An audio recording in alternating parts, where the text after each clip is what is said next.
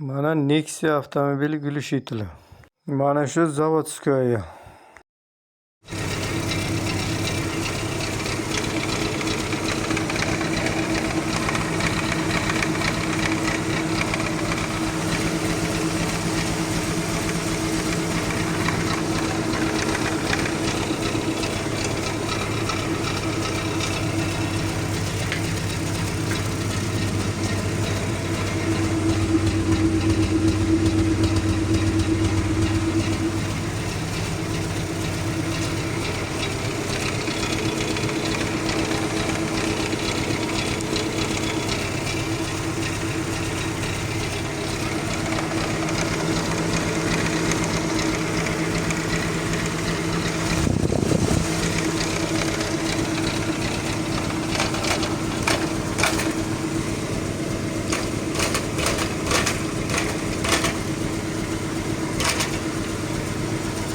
Mana глушитель ichi nima bo'ladi deb qiziqadiganlar uchun mana ichi mana shunday bo'lib qoladi-da mana.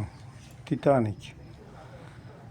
Глушитель ichiga ana shunday narsalar bo'ladi. Mana maket qo'yganda o'zi buni.